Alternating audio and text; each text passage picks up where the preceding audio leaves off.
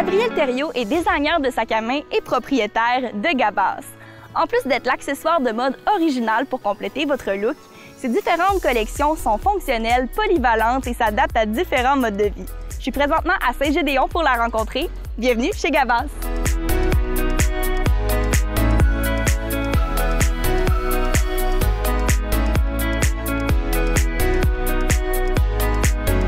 Bonjour Gabrielle, merci de m'accueillir aujourd'hui dans ton atelier. Ça me fait plaisir, contente que tu sois là. Oui, merci. D'abord Gabrielle, j'aimerais savoir ton produit, les sacs Gabas, qu'est-ce qui caractérise tes sacs? Ben c'est leur signature, ça c'est certain. Les gens les reconnaissent très bien. J'ai une façon particulière de créer mes modèles aussi. Donc ils sont pratiques, polyvalents, colorés. Donc je pense que les gens sont vraiment très appréciés, mes sacs. Ça fait combien de temps exactement que tu fais ça? Ça fait 20 ans que je fais des sacs à main. Ouais, c'est ça. J'ai commencé, j'avais 19 ans. Ce qui est arrivé en fait, c'est que j'ai rencontré des designers qui m'ont dit « Gab, tu veux-tu accessoiriser notre parade de mode? » Fait que je l'ai fait, j'ai accessoirisé la parade de mode, puis c'est suite à ça que j'ai comme eu un déclic, tu sais, parce que après j'ai tout vendu les sacs que j'avais faits. Fait que là j'ai fait oh, je tiens peut-être quelque chose. Avec Gabas par exemple, ça fait 7 ans. Ça fait 7 ans que je roule avec cette marque-là. J'ai déjà eu ma boutique sur la rue Racine à Chicoutimi. À une époque, c'est ça, j'avais comme plein d'éco-designers avec moi dans cette boutique-là, dans le fond. Mon créneau à cette époque-là, c'était de vendre des produits d'éco-designers. Puis je faisais mes créations à partir de modèles, de matières recyclées à cette époque-là. Puis ben c'est ça, ça l'a évolué. Puis là maintenant avec Gabas aujourd'hui, ben ce sont des matières neuves. J'ai un modèle avec lequel j'ai gardé un jeans recyclé, comme pour me rappeler un petit peu de où je viens dans ce parcours-là. Au début, tu étais avec quelqu'un pour ton entreprise Gabas. Le nom Gabas, je sais que tu t'appelles Gabrielle. D'où ça vient exactement, le house? Le house, c'est mon ancienne collègue. Oh, Annick Savard, c'est ça, c'était le house de Gabas. Je l'ai deviné. Ouais, fait que Gabrielle et Annick Savard. Annick Savard. Ouais, à l'époque.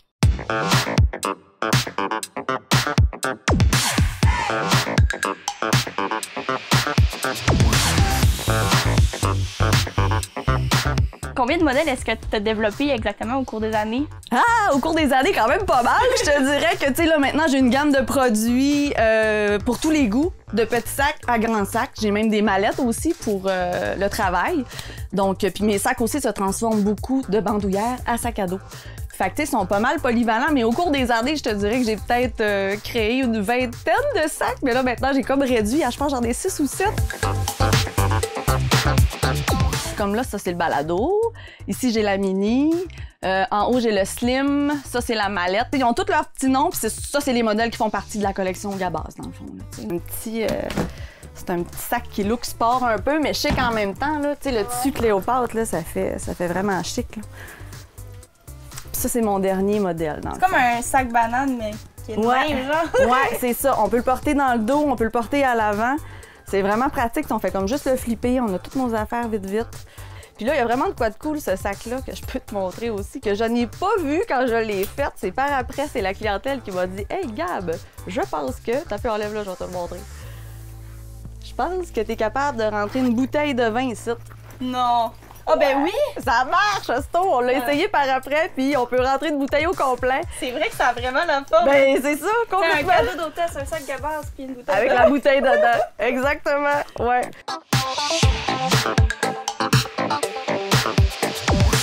Le modèle excentrique, là, c'est vraiment des clientes fofolles. Puis ça, des fois, là, quand j'en sors, là... oui, je l'ai vu. Oui, ouais, c'est ça. J'ai des madames qui trippent raide, là, parce que c'est comme une petite œuvre d'art. Tu sais, sont toutes uniques, celles-là. Je les reproduis pas en série.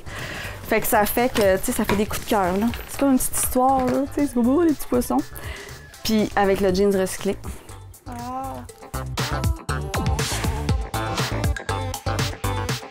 Est-ce que tu travailles avec des matériaux particuliers, un certain cuir? C'est des cuirs, des polyuréthanes. C'est des cuirs, on peut dire vegan. Il y en a qui appellent ça comme ça.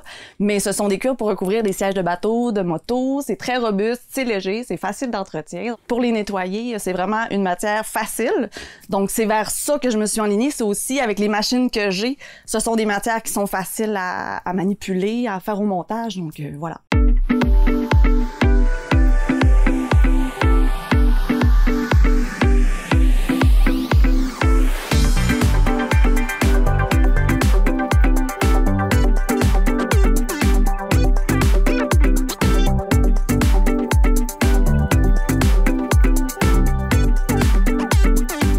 Fait que là, dans le fond, on doit faire la pièce du devant au montage. Ça me prend la pointe ici, qui se trouve à être là, cette pointe-là, que je dois tailler. Ça aussi, c'est un liège. Ah, ben, ah! C'est hot, hein? C'est tellement des beaux lièges là, de qualité. Il est imprimé dessus? Ouais. Ah, c'est beau. Puis lui, ben, je l'ai appelé Tropical, liège tropical. Ta spécialité, c'est la couture, mais la couture de sac à main coûte du cuir. Est-ce que ça prend une expertise particulière, des techniques différentes ou?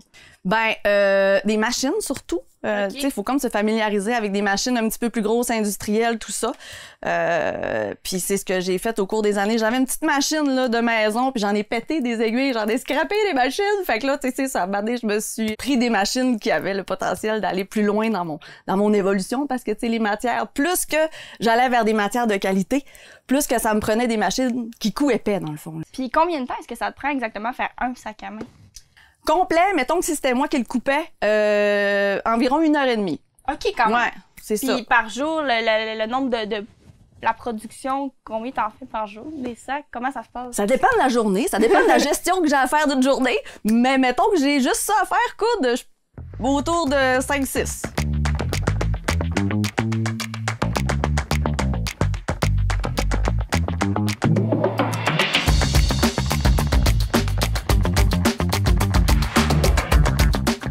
J'aime le fait que je suis patiente avec ça. Je sais pas si c'est fucké de dire ça, là, mais... Ça te permet de te relaxer, Ouais, mais ça aiguise ma patience. On dirait que ça travaille... je sais pas, ça travaille à l'interne dans mon cerveau, là. Tu sais, c'est comme... je pense que c'est ça. Vu que c'est une passion puis que j'aime ça, ça m'aide à balancer d'autres affaires dans ma vie, là. Tu sais, de faire... Quand on est passionné par son travail, je pense que ça nous garde en équilibre dans toutes nos facettes de la vie, là, tu sais. Puis quand je dis ça, patience, c'est que, tu sais, tu peux te tromper, il faut que tu recommences, mais ça me dérange pas souvent, tu sais, de faire comment je me suis trompée, on va recommencer. Quand il faut que je fasse 3 prototypes, mettons, pour un sac, là, ben ça me dérange pas d'avoir fait 3 sacoches, là, tu sais, qui ont pas... Ouais, c'est ça, j'ai aimé le feeling, l'évolution, puis de voir où va le travail, tu sais, suite à ça. Puis j'aime mes machines. Est-ce que tu dessines aussi? Est-ce que tu fais toute la production? Est-ce qu'il y a des gens qui travaillent avec toi? J'ai des gens qui me font de la sous-traitance, en fait. Là. J'ai une couturière qui me fait des parties de mes sacs à main pour m'aider au niveau de la production. Là.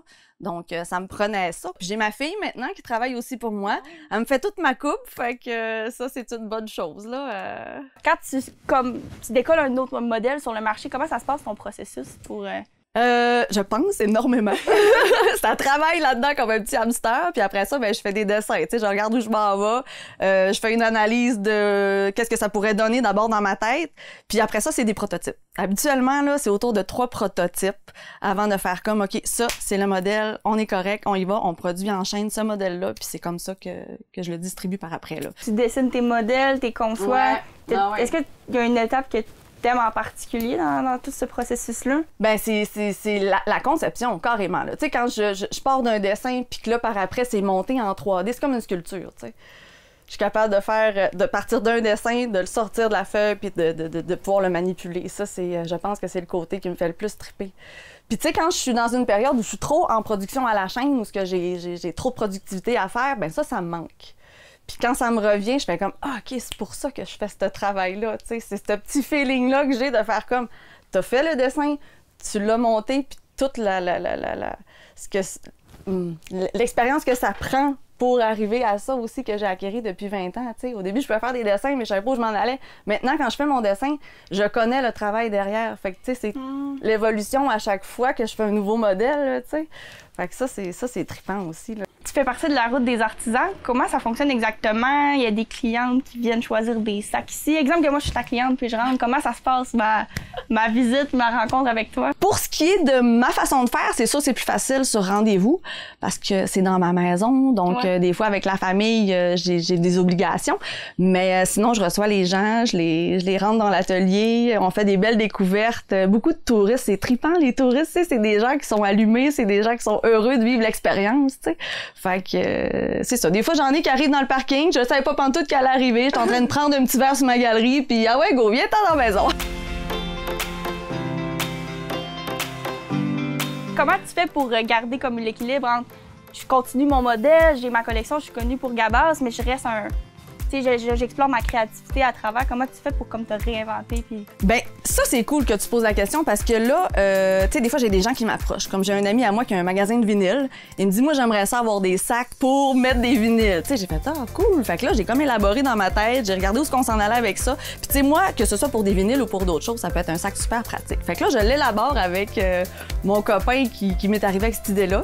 Fait que, puis par après, ce sac-là va pouvoir servir à plein de choses, mais je vais le vendre dans sa boutique aussi. Fait que ça garde mon esprit créatif en fonction puis en roulement, mais en me basant toujours sur ma signature puis l'aspect Gabaz.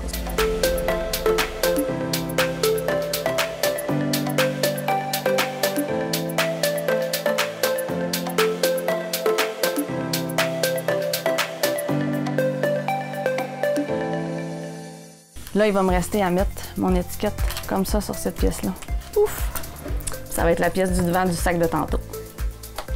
J'imagine aussi que c'est possible de faire des commandes en ligne. Je crois qu'il y a certaines clientes qui peuvent personnaliser leur sac, changer les ganses. Ouais, ben, tu sais, dans le fond, sur le site Internet, j'offre la possibilité. Moi, souvent, tu sais, je fais mon shooting du produit qui est à vendre, puis là, ben, je le propose avec des ganses, tu sais.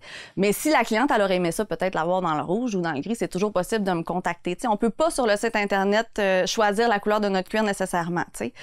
Ce qu'on peut faire, c'est le personnaliser avec la ganse légèrement, mais il y a toujours possibilité de me contacter puis de vraiment avoir un produit qui nous ressemble. Mettons qu'on aurait pris ce tissu-là, avec cette couleur de cuir-là, puis avec cette ganse-là, ben c'est ça, on contacte Gab puis on gère ça à deux.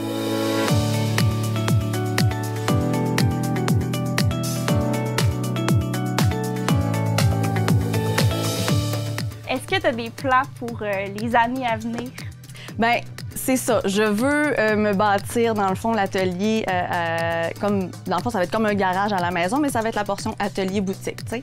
Fait que c'est certain que ça va être plus grand. Je vais avoir un espace qui va me permettre de faire plus de production, plus de coupe, de stocker plus.